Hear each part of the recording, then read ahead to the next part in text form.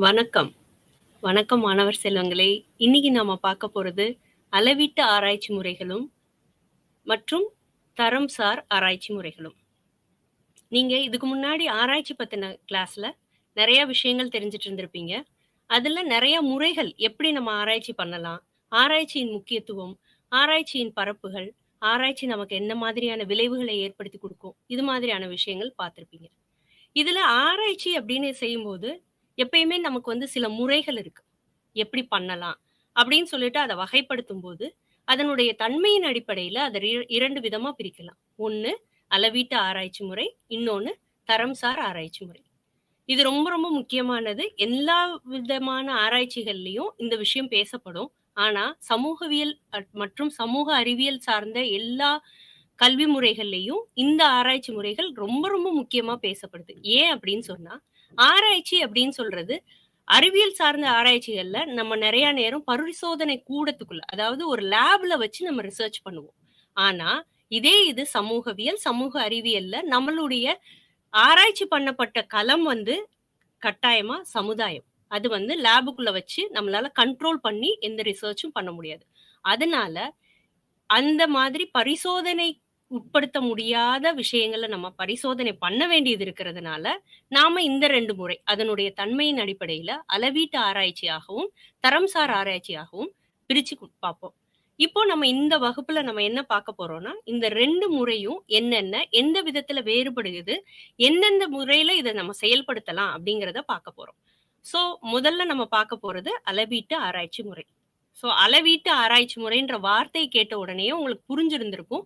இது அளவு சார்ந்த. ஆங்கிலத்துல இத நம்ம குவான்டிடேட்டிவ் ரிசர்ச் மெத்தட்ன்னு சொல்லுவோம். அப்போ இந்த குவான்டிடேட்டிவ் அப்படிங்கிற இந்த குவான்டிட்டி அத பேஸ் பண்ணி நம்ம பண்ற ரிசர்ச். அப்போ இந்த ரிசர்ச்ல நம்ம என்ன விஷயங்கள்லாம் செய்வோம் அப்படின்னு சொன்னா, முதல் விஷயம் நம்ம சில அனுமானங்கள, ஏற்கனவே இருக்கிற தியரட்டிக்கல் ஃப்ரேம, இல்ல இருக்கிற சில தகவல்கள நம்ம சோதிக்கிறதுக்கு முயற்சி செய்ற விதம் தான் அ அளவீட்டு ஆராய்ச்சி.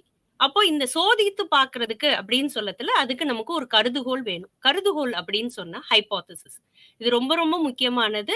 எந்த விதமான அளவீட்டு ஆராய்ச்சியிலயும் நமக்கு கருதுகோள் ரொம்ப ரொம்ப முக்கியமான ஒரு விஷயம். ஹைப்போதசிஸ் எதுக்கு வேணும்? இப்போ ஃபார் எக்ஸாம்பிள் கல்விக்கும், வாழ்க்கை தரத்துக்கும் ஒரு ஒப்புமை இருக்கு. 2க்கும் தொடர்பு இருக்கு. அப்படிங்கிறத நீங்க ஒரு கருதுகோளா வைக்கிறீங்க. நல்ல எஜுகேஷன் இருந்துச்சுன்னா, நல்ல வேலைவாய்ப்பு இருக்கும். அதனால வாழ்க்கை தரம் உயரும். இப்படின்னு நம்ம ஒரு கருதுகோள் குடுக்குறோம் அப்படின்னு சொன்னா, இதுதான் நம்ம ரிசர்ச்சா எடுத்து இந்த நிறுவப்பட்ட கருதுகோள அ அ சோதிக்கிறதுக்கு தான் நம்ம இந்த மாதிரி அளவீட்டு ஆராய்ச்சி எடுத்துக்குவோம். அப்போ ஒரு அளவீட்டு ஆராய்ச்சியில கருதுகோள் ரொம்ப ரொம்ப முக்கியம். அதாவது hypothesis is very important. So இந்த கருதுகோள நம்ம ஆராய்ச்சி செஞ்சு, ஒண்ணு நம்ம ஆதரவு தெரிவிப்போம், ஏத்துக்குவோம், இல்ல ஏத்துக்காம போவோம். அப்ப ஏற்கனவே ஒரு இடத்துல சொல்லியிருக்கிறாங்கன்னு வைங்களேன், ஒரு தியரி வந்து இல்ல ஒரு தியரியோ, இல்ல ஒரு அசம்ப்ஷனோ இருக்கு. இந்த மாதிரி அ எஜுகேஷனுக்கும், எம்ப்ளாய்மென்ட்டுக்கும் தொடர்பு இருக்கு அப்படின்றத வந்து புள்ளியியல் அ இதுக்கு உட்படுத்தி, அதாவது ஸ்டாட்டிஸ்டிக்கல் டூல்ஸ் யூஸ் பண்ணி நம்ம வந்து ஒரு அனாலிசிஸ் பகுப்பாய்வு செஞ்சோம்னா, அதுதான் அளவீட்டு ஆராய்ச்சி. அப்போ இதுல என்னென்ன நிலை இருக்கு அப்படின்னு சொன்னா, நம்ம கிட்ட ஒரு ஹைப்போதசிஸ் இருக்கணும். அதுக்கு நம்ம தேவையான தகவல்கள சேகரிக்கணும். அந்த தகவல்கள வந்து அப்ஜெக்டிவ் டேட்டாவா இருக்கணும். அதாவது புறநிலை அளவீடு தரவைகளா இருக்கணும். அத வந்து நம்ம வேலிடேட் பண்ணணும். ரிலையபிளான்னு பார்க்கணும். இந்த ரிலையபிள், வேலிடேட்டட் டேட்டாவ நம்ம வந்து ஸ்டாட்டிஸ்டிக்கல் அனாலிசிஸ் பண்ணணும். அந்த பண்ணுன அனாலிசிஸ பயன்படுத்தி நம்ம ஒரு கன்க்ளூஷனுக்கு ஒரு முடிவுக்கு வருவோம். அதுதான் வந்து அளவீட்டு ஆராய்ச்சி. சோ இத வந்து நெறைய பேர் நெறைய விதமா டிஃபைன் பண்ணியிருக்கிறாங்க. இதுல நம்ம ஃபோர்க் அண்ட் கால் அப்படிங்கிறவங்க எப்படி டிஃபைன் பண்ணியிருக்கிறாங்க அப்படின்னு நம்ம பார்த்தோம்னா, அது வந்து 2 மாறிகள். மாறிகள்னா வேரியபிள்ஸ்ன்னு இங்கிலீஷ்ல சொல்லுவாங்க. ரிசர்ச்ல வந்து அதுவும் குவான்டிடேட்டிவ் ரிசர்ச்ல ரொம்ப ரொம்ப முக்கியமான விஷயம் வேரியபிள்ஸ் தான். அதாவது வேரியபிள் அப்படின்னுன்ற வார்த்தையில இருந்தே தெரியும். அது மாறிக்கிட்டே வரக்கூடிய விஷயம். இந்த 2 மாறிகளுக்கு இடையேயான உறவுகள ஏற்படுத்தி, அதுல இருக்குதா? இல்லையா? அப்படிங்கிற விஷயத்த இப்போ இயர் ஆஃப் எக்ஸ்பீரியன்ஸும், எஃபிஷியன்சியும் ரிலேட்டடா. அதாவது இத்தன வருஷம் நம்ம இந்த இந்த தொழில்லயே வேலை பார்த்திருக்கோம். அதனால என்னுடைய எஃபிஷியன்சி கூடியிருக்கா? அப்படின்னு நான் தொடர்பு படுத்தி பார்க்கிறேன்னா, இது 2ம் தான் மாறிகள். என்னுடைய இயர் ஆஃப் எக்ஸ்பீரியன்ஸும், என்னுடைய எஃபிஷியன்சியும். சோ இந்த மாதிரி ஒரு 2 மாறிகளுக்கு இடையான காரண உறவுகளை ஆராயறது இதோடைய முக்கியமான வேலை. அதே மாதிரி மாதிரிகளின் கவனிக்கப்பட்ட நடத்தைகளின் போது தேர்வு மூலம் நம்ம வந்து புள்ளி விவரங்களை சேகரிச்சு, இதுல ரொம்ப ரொம்ப முக்கியம், இது ஃபுல் அண்ட் ஃபுல் நம்பர்ஸை யூஸ் பண்ணி ஒரு ஆன்சர் கொடுக்குற விஷயம்ன்றதுனால இங்க நம்மளால ஸ்டாட்டிஸ்டிக்கல் டூல்ஸ் ரொம்ப யூஸ் பண்ண முடியும்.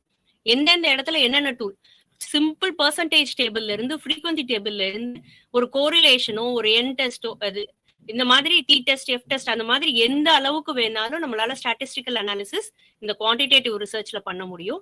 அந்த பண்ண முடியிற ஆன்சரை வச்சு நம்மளால ஒரு ஃபைண்டிங்ஸுக்கு வர முடியும், ஒரு கன்க்ளூஷன் கொடுக்க முடியும். இது நம்மளுடைய பெரிய, அதாவது எங்கள மாதிரி அகாடமிக்கா இருக்கிறவங்களுக்கு ஒரு பிஹெச்டி ரிசர்ச்சா இருக்கலாம், இல்லைன்னா ஒரு பிடிஎஃப் ரிசர்ச்சா இருக்கலாம். இது குவான்டிடேட்டிவ் ரிசர்ச் வந்து ஒரு நேஷன் செய்யும் போது அது பாலிசி பிளானிங்க்கு எல்லாத்துக்குமே பயன்படுற விஷயமா இருக்கும்.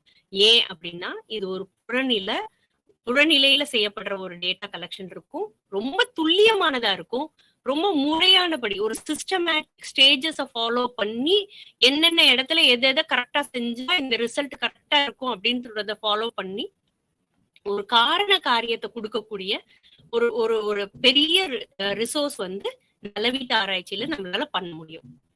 சோ ஏன் இந்த அளவீட்டு ஆராய்ச்சி ரொம்ப முக்கியம், மத்ததை விட இதுல என்ன சிறப்பியல்புகள் இருக்கு அப்படின்னு சொன்னா, இது முழுக்க முழுக்க எண்களும் எண்களை சார்ந்த இலக்கங்களை வச்சு அதன் அடிப்படையில நம்ம ஒரு ஒரு ஒரு ரிசர்ச்சே பண்றோம்.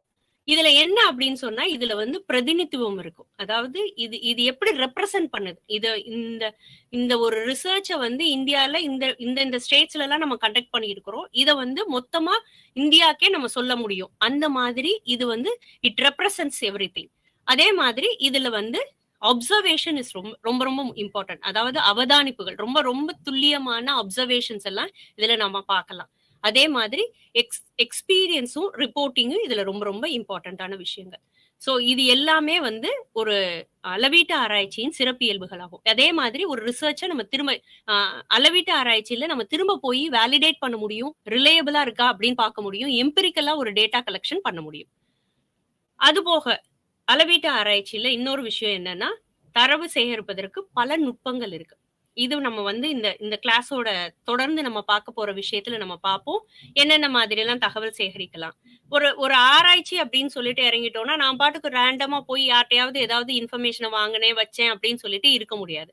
அதுக்குன்னு சில நுட்பங்களே இருக்குது. எந்தெந்த விதத்துல நம்ம வந்து டேட்டா கலெக்ட் பண்ணலாம், எந்தெந்த விதத்துல நம்ம வந்து டேட்டாவை அனலைஸ் பண்ணலாம், இது மாதிரியான விஷயங்கள் வந்து நிறைய இந்த அளவீட்டு ஆராய்ச்சி குவான்டிடேட்டிவ் ரிசர்ச் டெக்னிக் தான் வந்து பெருவாரியாக எந்த சமூக அறிவியல்களும் பயன்படுத்துறாங்க. அதுவும் சமூகவியல்ல நிறைய நேரம் இந்த பாசிட்டிவிசம்னு சொல்லிட்டு சயின்ஸை நம்ம வந்து நிறைய இன்கார்பரேட் பண்ற நிறைய இடங்கள்ல குவாலிட்டேட்டிவ் ரிசர்ச்சை விட குவான்டிடேட்டிவ் ரிசர்ச், அதாவது அளவீட்டு ஆராய்ச்சிக்கு தான் முதன்மை தன்மை கொடுக்கப்படுது. நிறைய நேரங்கள்ல நீங்க பாத்தீங்கன்னா அதுதான் ஏற்றுக்கொள்ளப்படுறதாவும் இருக்கு. இன்னைக்கு இருக்கிற பிஹெச்டி ரிசர்ச்சர்ஸ் எல்லாம் நீங்க நிறைய பாத்தீங்கன்னா எல்லாமே வந்து அளவீட்டு ஆராய்ச்சி தான், நிறைய டேபிள்ஸ், ஸ்டாட்டிஸ்டிக்கல் அனாலிசிஸ் இது போட்டுதான் நாங்க செய்யற மாதிரி இருக்கு. சோ இந்த விஷயங்களுக்கு நம்ம தகவல் சேகரிக்கிறதுக்கு என்னென்ன முறைகள்லாம் இருக்கு அப்படின்னு சொல்லி பார்த்தோம்னா, முக்கியமான முறைகள்ல வந்து நேர்காணல், இன்டர்வியூ மெத்தட்னு சொல்லுவாங்க. இது வந்து நம்ம பண்ற சாதாரணமான இன்டர்வியூக்கும் இதுக்கும் நிறைய வித்தியாசம் இருக்கு. இதுக்குன்னு ஒரு நுட்பங்களை நம்ம தெரிஞ்சுக்க வேண்டியது இருக்கு. இந்த கிளாஸ்ல நம்ம வந்து வினாப்பட்டியல், அதுல எப்படி இன்டர்வியூ, அதெல்லாம் நம்ம பார்க்க தான் போறோம். அது போக நமக்கு வந்து சோதனை ஆராய்ச்சியும் பண்ணலாம். சோதனை ஆராய்ச்சி அப்படின்னு சொல்றது வந்து ஒரு சமூக அறிவியல்ல கொஞ்சம் கடினமானது, ஆனா அதுவுமே நிறைய நடத்ததான் செய்யறாங்க. அது போக சமூக பிரச்சனைகளுக்கு சமூக யதார்த்தத்தை வெளிக்கொண்டு வர்றதுக்கான ஒரு முக்கியமான விஷயம்.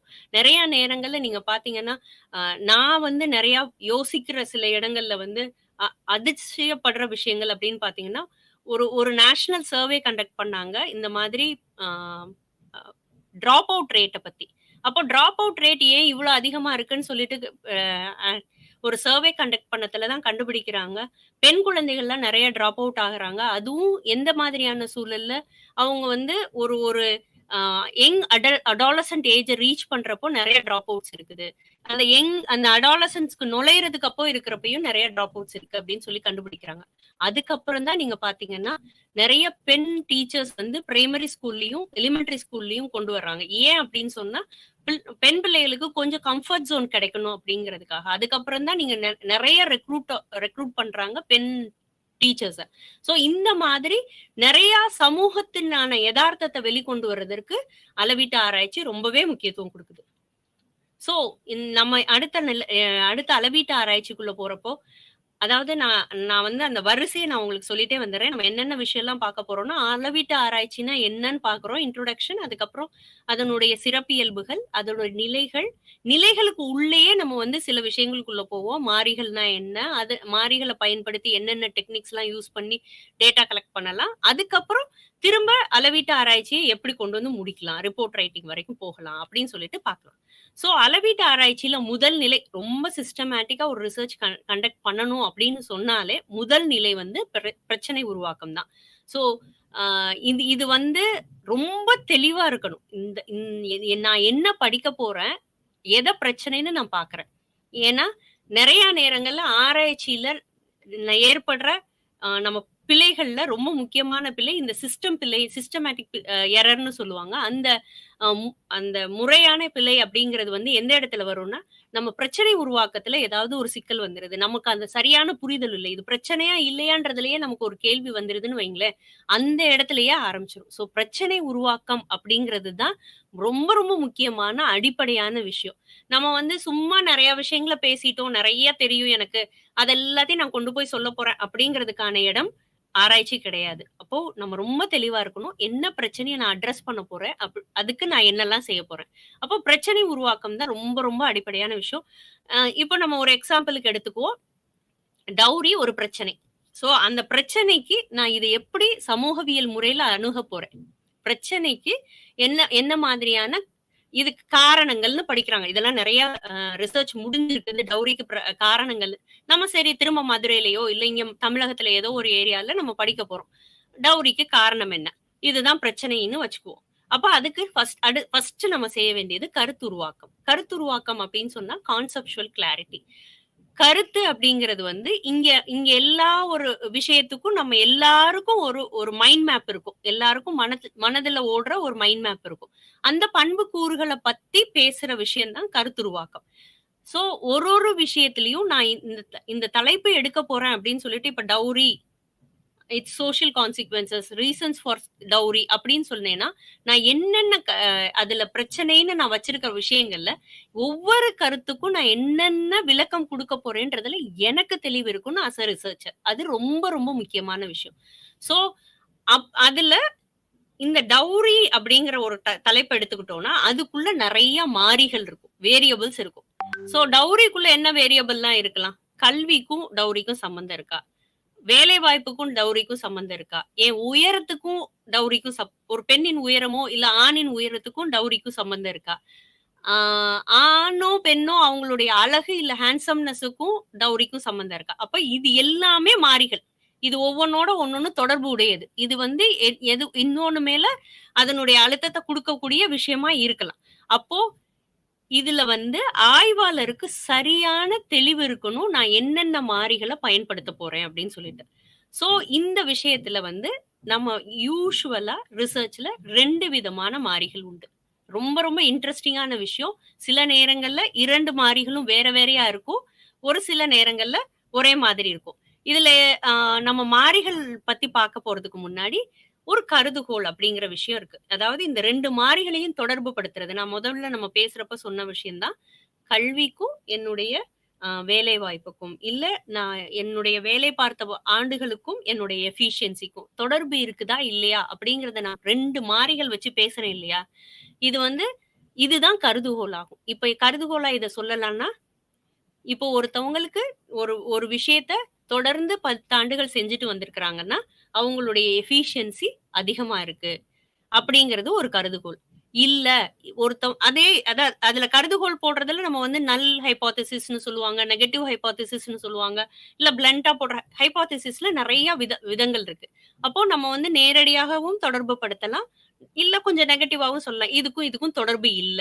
அப்போ கருதுகோள் அப்படிங்கிறது வந்து ஒரு ஸ்டேட்மெண்ட். அந்த ஸ்டேட்மெண்ட்ல 2 மாறிகள பேசியிருக்கோம். ஒண்ணுக்கும் அடுத்ததுக்கும் ஒரு இதுல மாற்றம் செஞ்சா, இன்னொரு இதுல மாற்றம் வரும். இல்ல ஒரு இதுல மாற்றம் செய்யலைன்னா, இன்னொரு இதுல மாற்றம் வராது. இப்படி நம்ம சொல்றது தான் ஒரு கருதுகோள். அப்போ இந்த மாறிகள்ன்றது என்ன? 2 விதம். இது ரொம்ப இன்ட்ரஸ்டிங்கான விஷயங்க.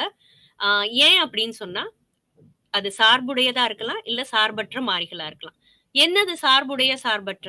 இப்போ என்னுடைய வயசு, இல்ல ஒருத்தருடைய வயசுக்கும், அவங்களுடைய இன்னொரு ஒரு ஒரு ஆ வயசும் ஜெண்டரும் எப்பயுமே வந்து ஒரு முக்கியமான இண்டிபெண்டன்ட் வேரியபிள். சார்பற்ற. அத வந்து எந்த விஷயமும் தாக்காது. ஏன் அப்படின்னு சொன்னா, அது வந்து நிலையான ஒரு விஷயம். அப்போ இந்த வயசுக்கும், அவங்களுடைய வேலை செய்யும் பக்குவத்துக்கும், இல்ல வயசுக்கும் அவங்க வந்து ஆ அறிவுசார் விஷயத்துக்கும், இந்த மாதிரி தொடர்பு படுத்துறது, ஆ ஒரு ஒரு எந்த விஷயமும் பாதிக்காம இருக்கிறது சார்பற்ற மாறி. அப்ப அது வந்து இண்டிபெண்டன்ட் வேரியபிள். சில நேரங்கள்ல நம்ம எஜுகேஷன் வந்து சார்பற்ற மாறியாவும் இருக்கும். சில நேரங்கள்ல சார்புடைய. இப்போ என்னுடைய படிக்கும் திறனுக்கும், ஆ என்னுடைய கல்வி அ அட்டைன்மென்ட்டுக்கும் ரிலேஷன்ஷிப் போட்டோம்னா, என்னோட எஜுகேஷன் வந்து அந்த இடத்துல டிபெண்டன்ட் வேரியபிள் ஆயிரும்.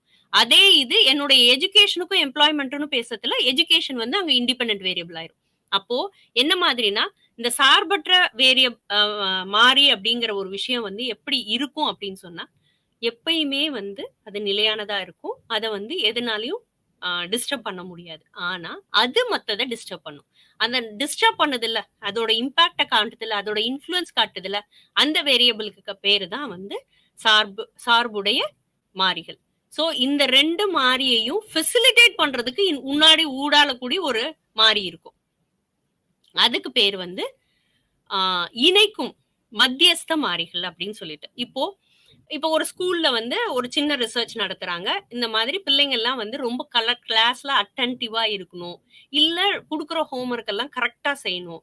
அப்ப அதுக்கு நம்ம என்ன செய்யலாம்? அப்போ பிள்ளைங்களுக்கு படிக்கிறதுக்கு ஆர்வம் இருக்கு. அவங்களோட பெர்ஃபார்மன்ஸும் நல்லா இருக்கு. ஆனா ஊடால ஏதோ ஒண்ணு லேக் ஆகுது. என்ன செய்யலாம்?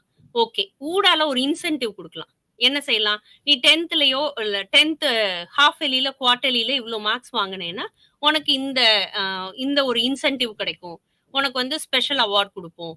ஆ நீ வந்து 10த் முடிச்சு போகத்துல உனக்கு ஃபீஸ்ல வந்து இந்த ஸ்லாஷ் இருக்கு. இந்த மாதிரி நெறைய விஷயங்கள் நம்ம சொன்னோம்னா, இதுதான் வந்து மத்தியஸ்த மாறிகள். இது என்ன செய்யும் அப்படின்னு சொன்னா, நம்ம இந்த மத்த 2 மாறியை ஃபெசிலிட்டேட் பண்ணும். இதனுடைய இன்ஃப்ளூயன்ஸ கூடுதலாக்கும். சோ, இன் இப்போ நம்ம நம்ம அ தமிழகத்துல இருக்கிற இந்த சத்துணவு திட்டம் எல்லாமே வந்து இந்த மாதிரி மத்தியஸ்த மாறிகள் தான்.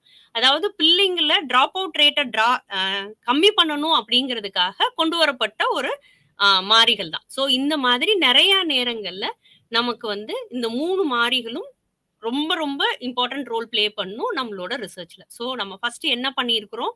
ஒரு ரிசர்ச் டைட்டில் எடுத்திருக்கிறோம். அதுக்கடுத்து ஒரு கான்செப்சுவலைசேஷன் பண்ணியிருக்கிறோம். அந்த கான்செப்ட்ஸ் என்னென்னலாம் இருக்குன்னு பார்த்துட்டோம். அந்த கான்செப்ட்ஸ்ல எந்தெந்த வேரியபிள்ஸ்லாம் இருக்குன்னு பார்த்திருக்கோம். அந்த வேரியபிள்ஸ்ல எதெல்லாம் இண்டிபெண்டன்ட் வேரியபிள்னு கண்டுபிடிச்சிருக்கிறோம். டிபெண்டன்ட் வேரியபிள்னு கண்டுபிடிச்சிருக்கோம். அப்புறம் மீடியேட்டிங் வேரியபிள். தமிழ்ல சொல்லணும்னா சார்பற்ற, சார்புடைய, மத்தியஸ்த மாறிகள் என்னென்னன்னு கண்டுபிடிச்சிட்டோம். சோ, அடுத்து நம்ம பார்க்க போறது வந்து அடுத்த லெவல். அதாவது ஒரு தலைப்புக்கு அப்புறம் நம்மளோட கான்செப்ட்ஸ்க்கு அப்புறம் வேரியபிள்ஸ். அதுக்கப்புறம் நமக்கு வேண்டியது வந்து ரொம்ப ரொம்ப முக்கியமான ஆப்பரேஷனல் டெஃபினிஷன். செயல்பாட்டு வரையறைகள். அதாவது ஒரு ரிசர்ச் செய்யும் பொழுது, நம்ம ஒரு டெஃபினிஷன் இப்ப மேரேஜுக்குன்னு டெஃபினிஷன் எடுத்தா நெறைய டெஃபினிஷன் இருக்கும். இப்ப நம்ம ஆரம்பிக்கும் போதே குவான்டிடேட்டிவ் ரிசர்ச்சுக்கே நெறைய டெஃபினிஷன் இருக்குன்னு பார்த்தோம். ஆனா, நம்ம வந்து இந்த ரிசர்ச் நம்ம பண்ண போற தலைப்புக்கு இந்த இந்த கான்செப்ட எப்படி விளக்க போறோம் அப்படிங்கிறது தான் ரொம்ப ரொம்ப முக்கியம். அத குடுக்கிறது தான் செயல்பாட்டு வரையறைகள். அதாவது நான் இந்த ரிசர்ச்ச செயல்படுத்துறதுக்கு என்னுடைய கான்செப்ட்க்கு நான் என்ன விளக்கம் குடுக்குறேன். இது என்ன செய்யும் அப்படின்னு சொன்னா, சில நேரங்கள்ல இப்போ ஜாயிண்ட் ஃபேமிலிய நம்ம டிஃபைன் பண்றோம்னு வைங்களேன், ரொம்ப ஏத்துக்கொள்ளப்பட்ட டெஃபினிஷன்ல கூட நெறைய விஷயங்கள் இருக்கும். அது வந்து நான் இங்க மதுரையில பண்ண போற ரிசர்ச்சுக்கு அவ்ளோ விளக்கம் தேவையில்ல. ஆனா இந்த இந்த கருத்துக்கள்லாம் சேர்க்கணும் அப்படின்னு சொன்னா, என்னுடைய ரிசர்ச்சுக்கும், என்னுடைய முறைகளுக்கும் உள்ள இடைவெளிய ரொம்பவே குறைக்கிறதுக்கு இந்த செயல்பாட்டு வரையறைகள் ரொம்ப உதவியா இருக்கும். ஏன் அப்படின்னு சொன்னா, நம்மளால உலகமே ஏத்துக்கிட்ட ஒரு டெஃபினிஷன ரிசர்ச்சும் ஏத்துக்கணும்னு அவசியம் கிடையாது. ஏன் அப்படின்னா, ரிசர்ச் நான் கன்ஃபைன் பண்ண ஏரியாக்குள்ள, என்னோட டொமைனுக்குள்ள நான் குடுக்குற வரையறைக்குள்ள தான் இருக்கும். அப்ப அந்த வரையறைக்குள்ள ஃபிட் ஆகுறதுக்கு நான் வந்து ஒரு ஆப்பரேஷனல் டெஃபினிஷன் எனக்கு தேவையான மாதிரி நான் குடுத்துக்கலாம். அப்போ அவங்கவங்க நம்ம டிசைன் பண்ணியிருக்கிற ரிசர்ச்சுக்கு தேவையான வரையறைகள அதுக்கு குடுத்துக்கலாம். அப்போ நம்ம ஒரு தலைப்பு எடுத்திருக்கிறோம் அப்படின்னு சொன்னா டவுரி. அப்போ டவுரி அப்படிங்கிற விஷயம் வந்து தமிழகத்துல இருக்கிற டவுரி பிரச்சனைய நான் பேசும்போது, வட இந்தியாலயோ இல்ல வேற எந்த இடத்துலயோ இருக்கிற மாநிலத்திலயோ இருக்கிற அந்த டெஃபினிஷன் இங்க பொருந்தணும்னு அவசியம் இல்ல. இங்க நான் வந்து இங்க ஒரு ஃபீல்ட் ஒர்க் பண்ணி ஒரு பைலட் ஸ்டடிக்கு அப்புறம் ஒரு முடிவுக்கு வரேன். இப்படி டிஃபைன் பண்ணா இந்த ரிசர்ச்சுக்கு சரியா இருக்கும் அப்படின்னு சொல்லிட்டு. அப்படி வர்றது தான் செயல்பாட்டு வரையறைகள். சோ மாறிகளின் செயல்பாட்டு வரையறைகள் கண்டுபிடிப்புகள் மீண்டும் உருவாக்கப்படுவதற்கு உறுதி செய்யும். சோ அந்த மாதிரி அது உதவியா இருக்கும். இப்போ நம்ம வந்து என்ன செஞ்சுட்டோம்? தலைப்பு தேர்ந்தெடுத்துட்டோம். அதுக்கடுத்து அதுக்கான கான்செப்ட்ஸ் எதெல்லாம் இருக்குன்னு சொல்லிட்டு அது கருத்தாக்கங்கள் எல்லாம் தெளிவாயிட்டோம். அதுக்கப்புறம் அதுல என்னென்ன மாறிகள் இருக்கு, எதெல்லாம் சார்புடையது, எது சார்பற்றது, எது மத்தியஸ்தம் பண்ண போகுதுன்னு பார்த்துட்டோம். நம்ம பண்ண போற ரிசர்ச்சுக்கு செயல்பாட்டு வரையறைகள் எதுன்னு பார்த்தாச்சு. நம்மளுடைய கருத்தாக்கங்களை நம்ம தெளிவாயிட்டோம். இந்த இடம் வரைக்கும் நம்ம எல்லாமே தெளிவாயிட்டு. இப்போ என்ன அப்படின்னா, சரி என்னோட ஆராய்ச்சி வந்து எதுவும் பிழை இருக்கா அப்படின்றது பார்க்க வேண்டிய இடத்துக்கு நம்ம வந்துடுறோம். பிழை இருக்கா அப்படின்னு பார்க்கும்போது 2 விதமான பிழைகள் சொல்லப்படுது அளவீட்டு ஆராய்ச்சியில. அவை என்ன அப்படின்னு சொன்னா, முறையான பிழை, சீரற்ற பிழை. முறையான பிழை தான் நான் சொன்னது மாதிரி நம்ம தலைப்பு எடுக்கத்திலேயோ இல்ல கான்செப்ட்ல தெளிவில்லாம நம்ம போகத்திலேயோ வர்ற பிழை. நம்ம எவ்வளோ சரி பண்ணணும்னு முயற்சி செஞ்சாலும் அது ரொம்ப கஷ்டம் அதை சரி பண்றதுக்கு. அது மீண்டும் மீண்டும் நம்மள வந்து தவறான செயல். ஏன்னா நம்ம நீட்டிட்டு வந்த வழி வந்து அது சரியில்லாம போறதுக்கு நிறைய வாய்ப்பு இருக்கு. சோ முறையான பிழை வந்துருச்சு அப்படின்னு சொன்னா நம்ம வந்து தலைப்புல இருந்து திரும்ப அதை வந்து வேலை பார்த்து அதை சரி பண்ண முயற்சி செய்யணும். ஆனா இந்த சீரற்ற பிழைகள் இருக்கு இல்லையா, நம்ம வந்து இனி பார்க்க போற மெத்தடாலஜி, அதாவது என்னென்ன முறையில நான் வந்து டேட்டா கலெக்ட் பண்ண போறேன், எந்த முறையில வந்து நான் வந்து ஸ்டாட்டிஸ்டிக்கல் டூல்ஸ் யூஸ் பண்ண போறேன், புள்ளியியல் இதை யூஸ் பண்ண போறேன் அப்படின்னு சொல்றதெல்லாம் வந்து தெளிவில்லாம செஞ்சிருந்தோம், இல்ல சரியானதா பண்ணல. இப்போ சில நேரங்கள்ல சில டாபிக் நம்ம எடுத்திருப்போம், அந்த டாபிக்கு இந்த விதத்துல டேட்டா கலெக்ஷன் இப்போ ஒரு ஒரு பள்ளி மாணவர்கள்ட்டயோ இல்ல கல்லூரி மாணவர்கள்ட்ட நான் வந்து ஒரு ஆராய்ச்சி பண்றேன் அப்படின்னு சொல்லி வச்சுக்கிட்டா, அந்த ஆராய்ச்சிக்கு நான் வந்து இன்டர்வியூ மெத்தட் போகணும்னு அவசியம் கிடையாது. இன்டர்வியூ பண்ணி நேர்காணல் பண்ணணும்ன்றதை விட வினாப்பட்டியல் கொடுத்து அந்த பிள்ளைங்கிட்ட வாங்கலாம். ஏன்னா அவங்களால வாசிக்க முடியும், எழுத முடியும். இதே இது நான் வந்து ஒரு கிராமப்புற பெண்கள்ட்ட ஒரு டேட்டா கலெக்ஷன் போறேன். அதுல வந்து நான் வந்து வினாப்பட்டியல் கொடுத்து வாங்குறேன் அப்படின்னு சொல்லிட்டு முயற்சி செய்றேன்னு வைங்களேன், அங்க பிரச்சனை வந்துரும். ஏன் அப்படின்னு சொன்னா, அங்க படிக்காத பெண்களும் இருப்பாங்க. அந்த பெண்கள்ட்ட நான் டேட்டா கலெக்ட் பண்றப்போ எனக்கு வந்து வினாப்பட்டியல் சரிப்பட்டு வராது. அவங்க வாங்கி அப்படியே ஓரமா வச்சிருவாங்க. அவங்க அதை எல்லாத்தையும் ஃபில் பண்ணி தருவாங்கன்னு சொல்ல முடியாது. அப்போ இந்த சீரற்ற பிழை எப்படி வரும் அப்படின்னு சொன்னா, ஏதாவது ஒரு இடத்துல நான் வந்து தகவல் சேகரிப்புல பிரச்சனையோ, இல்ல நான் யூஸ் பண்ற ஸ்டாட்டிஸ்டிக்கல் டூல்ல பிரச்சனையோ, அப்ப இத வந்து எந்த இடத்துல பிரச்சனை இருக்குன்னு சொல்லிட்டு, இந்த ரேண்டம் எரர நம்மளால சரி பண்ண முடியும். சோ இந்த 2 எரரும் நம்மளோட டாபிக் செலக்ஷன்ல இருந்து இந்த இடம் வர்ற வரைக்கும் வர்றதுக்கு வாய்ப்பு இருக்கு. அத நம்ம சரி பண்ணிக்கலாம். இப்போ நம்ம வந்து ஒரு தலைப்பு எடுத்தாச்சு. அத என்னென்னலாம் செய்யணும் அப்படின்னு சொல்லிட்டு இந்த இடம் வந்தாச்சு. இப்போ இதுல வந்து நமக்கு 2 அணுகுமுறைகள் இருக்கு. பொதுவா நெறைய அணுகுமுறை இருக்கு. ஆனா ரொம்ப ஸ்பெசிஃபிக்கா சொல்லணும் அப்படின்னு சொன்னா 2 அணுகுமுறைகள். அவை என்ன அப்படின்னு சொல்லி பார்த்தா, 1 பரிசோதனை முறை, அடுத்தது வந்து பரிசோதனையற்ற ஆராய்ச்சி. நான் வந்து பரிசோதனையற்ற ஆராய்ச்சியில தான் நம்ம வந்து நெறைய ரிசர்ச்சஸ் நெறைய போய்க்கிட்டு இருக்கு. இன்னும் பண்ணிட்டே இருக்கிறாங்க. ஆனா பரிசோதனை முறையில ஆராய்ச்சியும் போய்க்கிட்டு தான் இருக்கு. பட் பொதுவாக எடுத்துக்கிட்டோம் அப்படின்னு சொன்னா, பரிசோதனையற்ற ஆராய்ச்சி வடிவமைப்புகள் தான் நெறைய. இதுல நமக்கு நெறைய நீங்க வந்து யுஜி படிக்கிற பசங்க தான். இன்னும் வருங்காலங்கள்ல நெறைய மெத்தட்ஸ் இருக்கு. ஆனா நம்ம வந்து ஆரம்ப கட்டத்துல நமக்கு எல்லாருக்கும் எங்க தெளிவு வேணுமோ அததான் நம்ம பார்க்க போறோம். சோ பரிசோதனை ஆராய்ச்சி அப்படின்னு சொல்லிட்டா, அதுல நீங்க வந்து ஆங்கிலப்படுத்தும் போது எக்ஸ்பெரிமெண்டல் ரிசர்ச் மெத்தட்ஸ், அது வந்து நமக்கு எல்லாருக்குமே தெரியும். அத நம்ம ஒரு சின்ன ஒரு பிரீஃப் பார்ப்போம். பட் நம்ம பரிசோதனையற்ற ஆராய்ச்சி வடிவமைப்புகள் தான் சோசியாலஜி பர்ட்டிகுலரா ரொம்ப ரொம்ப பார்க்க விரும்புற, செய்ற நெறைய ரிசர்ச்சர்ஸ் உள்ள விஷயம். ஸோ இந்த ஆராய்ச்சி அப்படின்னா என்ன செய்யும்? பரிசோதனை அற்ற ஆராய்ச்சி. இப்போ நம்ம என்ன அப்படின்னு சொன்னா, இங்க எக்ஸ்பெரிமென்ட் கிடையாது. எக்ஸ்பெரிமென்ட் கிடையாது அப்படின்னு சொன்னாலே, அது எப்படி இயல்பா இருக்குதோ, அத அப்படியே பிரசன்ட் பண்றதுக்கு முயற்சி பண்றது தான். எதையும் நம்ம மாத்த போறதில்ல.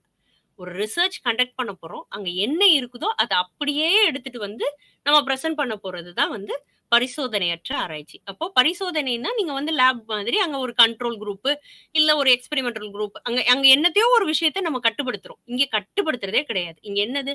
இயல்பா அங்க என்ன இருக்குதோ, அத அப்படியே எடுத்துட்டு வந்து பிரசன்ட் பண்றோம். அப்போ இங்க என்ன ஆகுது? எந்த விஷயத்தையும் நம்ம வந்து வேற விதமா கையாளல. அதாவது ஒரு ஒரு நீ நீ இப்படி இருந்தேன்னா, நீ இப்படி எப்படி செய்வ? அப்படி எதுவுமே நம்ம கேட்கல. இருக்கிறத அப்படியே பிரசன்ட் பண்றது தான் ஆ பரிசோதனையற்ற ஆராய்ச்சி வடிவமைப்புகள். இந்த ரிசர்ச் டிசைன்ஸ்ல நெறைய ரிசர்ச் டிசைன்ஸ் இருக்கு. இதுல நம்ம 3 விஷயங்கள் மட்டும் பார்க்க போறோம். என்னென்ன விஷயம் பார்க்க போறோம் அப்படின்னு சொன்னா, விளக்கமான ஆராய்ச்சி வடிவமைப்பு. இதுதான் ரொம்ப பாப்புலர்ங்க.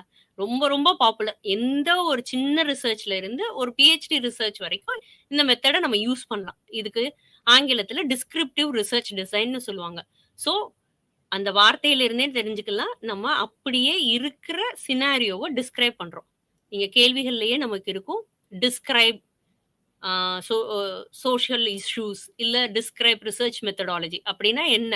அத அப்படியே நம்ம விளக்கமா நமக்கு என்ன குறிப்படுதோ, அத அப்படியே பிரசன்ட் பண்றது தான் டிஸ்கிரைப். ஸோ இங்க வந்து டிஸ்கிரிப்டிவ் ரிசர்ச் டிசைன் அதாவது விளக்கமான ஆராய்ச்சி வடிவமைப்பு. இதுதான் இது. அடுத்து தொடர் ஆராய்ச்சி அடுத்தது. அடுத்து காரண ஒப்பீட்டு ஆராய்ச்சி. இதெல்லாம் நம்ம வந்து அடுத்தடுத்து விளக்கமா பார்ப்போம். விளக்கமான ஆராய்ச்சி வடிவமைப்பு. இதுக்கு வந்து நம்ம முதல்ல இருந்து பார்த்துட்டு வரோம் இல்லையா? அதே விஷயங்கள் வரிசையா செய்யணும். தலைப்பு தேர்ந்தெடுக்கணும். பிரச்சனை என்னன்னு பார்க்கணும்.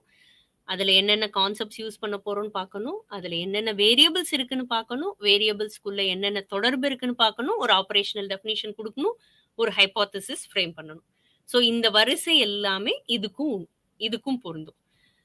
ஸோ இது வந்து அப்படியே இருக்கிறத டிஸ்கிரைப் பண்ணும். இது வந்து ஆ நம்ம மெத்தடாலஜில வாட் வில் இட் பி அப்படின்னு சொல்லிட்டு ஆர்.கே. முகர்ஜி எழுதின புக்ல எடுத்துக்கிட்டீங்கன்னா, வாட் அப்படிங்கிறதுக்கு ஆன்சர் சொல்லும். அதாவது ஒரு ரிசர்ச் தலைப்புக்கு என்ன அப்படிங்கிற கேள்விக்கு பதில் சொல்லணும். என்ன நடக்குது அப்படின்னு சொன்னா அப்படியே எடுத்து விழுப்பணும். ஒய்ன்றதுக்கு கேள்விக்கு பதில் சொல்லாது. டிஸ்கிரிப்டிவ் ரிசர்ச் என்ன சொல்லும்? வாட் அப்படிங்கிற கேள்விக்கு பதில் சொல்லும். என்ன நடக்குது அப்படிங்கிறத அப்படியே உங்களுக்கு எடுத்து சொல்ற ஒரு விஷயம் தான் வந்து டிஸ்கிரிப்டிவ் ரிசர்ச் டிசைன். ஸோ இயற்கையா, இயல்பா என்ன நடக்குதோ அதெல்லாம் ஒரு மாற்றமும் குடுக்காம, ஒரு குறுக்கீடும் நம்ம எதுவும் அதுக்குள்ள போய் மாத்துறதோ, எதுவும் செய்யாம குடுக்குறது தான் வந்து விளக்கமான ஆராய்ச்சி வடிவமைப்பு. ஸோ மாறிகளின் இயற்கையான ஓட்டத்துடன் இணைந்து ஆராய்ச்சியாளர் வேலை செய்ய வேண்டும். ஸோ ஆ நான் சொன்ன மாதிரி விளக்கமான ஆராய்ச்சி வடிவமைப்பு அப்படிங்கிறது வந்து என்ன நடக்குது அப்படிங்கிறதுக்கான கேள்விக்கு பதில் சொல்லும். அப்போ இந்த என்ன நடக்குத நம்ம எப்படி சொல்லலாம்? ஏன்பா இந்த காலேஜ்லயோ, இந்த இதுலயோ பிள்ளைங்க எப்படி படிக்கிறாங்க அப்படின்னு கேட்கிறத விட, இங்க என்ன நடக்குது அப்படிங்கிறதுக்கு என்னென்ன முறையில நம்மளால வந்து ஆ அந்த ஆராய்ச்சி அடுத்த கட்டத்துக்கு எடுத்துட்டு போகலாம் அப்படின்னு சொன்னா, 4 விஷயத்துல பண்ணலாம். 4 விஷயம். திரும்ப நம்ம முதல்ல இருந்து வர்றப்போ, நம்ம ஒரு தலைப்ப தேர்ந்தெடுத்து அதுக்குள்ள வந்துட்டு இருக்கோம். அதுக்குள்ள நம்ம வந்து இப்போ டிஸ்கிரிப்டிவ் ரிசர்ச் டிசைன வச்சிருக்கிறோம். இந்த டிஸ்கிரிப்டிவ் ரிசர்ச் டிசைன்ல நம்ம என்னென்ன விதத்துல நம்ம ஆராய்ச்சிய கன்டின்யூ பண்ணலாம்னு பார்க்க போறோம். அப்போ ஃபர்ஸ்ட் லெவல் வந்து இதுலயும் நெறைய வகை இருக்குது. இதுல முக்கியமாக பார்க்கப்படுற 4 வகைய தான் நம்ம இப்ப பேச போறோம். அது இது வந்து அவதானிப்பு. அவதானிப்பு இல்ல கண்காணிப்பு இது ரொம்ப ரொம்ப முக்கியமான ஒரு விஷயம். அப்சர்வேஷன் மெத்தட்ன்னு சொல்லுவாங்க. இது மெத்தட்ஸ்லயும் வரும். டூல்லயும் வரும். அது ரொம்ப முக்கியம். அதாவது அப்சர்வேஷன் மெத்தட்லயும் நம்ம சொல்லலாம். முறையாகவும் சொல்லலாம். இல்ல நுட்பம். நம்ம டேட்டா கலெக்ஷன் பண்றதுக்கான ஒரு நுட்பமாவும் பார்க்கலாம். அப்போ ரொம்ப முக்கியமான விஷயம். ஒரு விஷயத்த நம்ம பார்க்கிறது வேற, கவனிக்கிறதுன்றது வேற, அவதானிக்கிறதுன்றது வேற. சோ இங்க வந்து இந்த உற்று நோக்குற ஒரு விஷயம் வந்து இந்த இந்த மெத்தட்ல உண்டு. இது விஷயம். இத நம்ம அடுத்தடுத்து வரத பார்ப்போம். அடுத்து வழக்கு ஆய்வு. வழக்கு ஆய்வு அப்படின்னு சொல்றது வந்து, ஆ நெறைய நேரம் இது வந்து கேஸ் ஸ்டடி மெத்தட்ன்னு சொல்லுவாங்க. ஒரு இண்டிவிஜுவல் கேஸ் எடுத்து நம்ம அத படிக்கிறோம். அதையும் நம்ம அடுத்து வரப்ப பார்ப்போம். அடுத்து காப்பக பகுப்பாய்வு, ஆர்கைவியல் அனாலிசிஸ், இதுவும் ரொம்ப ரொம்ப ஹிஸ்டாரிக்கல் டேட்டாவெல்லாம் நம்ம அனலைஸ் பண்றதுக்கு யூஸ் பண்ற விதம். அடுத்து ரொம்ப ரொம்ப முக்கியமான கணக்கெடுப்பு ஆராய்ச்சி, சர்வே மெத்தட். நெறைய ரிசர்ச் இத பேஸ் பண்ணி தான் கண்டக்ட் ஆயிட்டு இருக்கு. சர்வே மெத்தட் வரைக்கும் நம்ம பார்க்க போறோம். இந்த 4 மெத்தடாலஜி இருக்கு. ஸோ ஃபர்ஸ்ட் நம்ம பார்க்க போறது வந்து கண்காணிப்பு ஆராய்ச்சி. இது வந்து ரொம்ப காலத்துக்கு முன்னாடி, ஆராய்ச்சி அப்படிங்கிற ஒரு விஷயம் வர்றதுக்கு முன்னாடியே, ஆர்வத்த தோற்றுவித்தது வந்து அப்சர்வேஷன் தான். இது ஏன் இப்படி இருக்கு அப்படிங்கிறத நம்ம பார்க்கிறத வச்சு தான் நம்ம மொதவே முடிவு பண்றோம். அப்போ இதுல வந்து ஆ ஒரு ஒரு விஷயத்த வந்து பார்த்து, அதனை உற்று நோக்கி, அதுக்குள்ள ஏதோ ஒரு விஷயம் இருக்கு. இது ஏன் இப்படி இருக்கு? அப்படிங்கிற ஒரு ஆர்வத்த ஏற்படுத்துறது தான் இந்த நிலை. ஸோ இந்த விஷயத்த வந்து நம்ம எப்படியெல்லாம் பண்ணலாம் அப்படின்னு சொன்னா 4 வகைகளா பண்ணலாம். எப்படி? நீங்க வந்து உற்று நோக்குறதோ, இல்ல கவனிக்கிறதோ, இதுலலாமா வகை இருக்கு? இருக்கு. எப்படின்னா, இப்போ ஒரு சோசியோலாஜிக்கல் ஒரு ஒரு சமூகவியல் ஆராய்ச்சியில ஒரு திருமண முறைய பத்தி படிக்கிறோம் வச்சுக்கோங்களேன். இயற்கையான கவனிப்பு பண்ணலாம். நான் வந்து அந்த அந்த திருமண அமைப் அ ஆராய் ஆராய்ச்சி பண்ண போறேன் அப்படின்னு சொன்னா, அந்த திருமணங்கள நான் வந்து போய் பார்க்கணும். அப்ப நான் திருமணங்கள போய் பார்க்கிறப்போ, நான் வந்து பங்கேற்காதவராக உள்ள போய் பார்க்கலாம். எப்படி?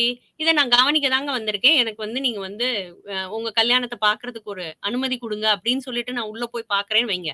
அதுதான் வந்து நான் பார்ட்டிசிபென்ட் அப்சர்வேஷன்னு சொல்லுவாங்க. அதாவது நான் அதுல வந்து பங்கேற்பாளராக இல்ல. அதுல ஒரு பகுதியா இல்ல.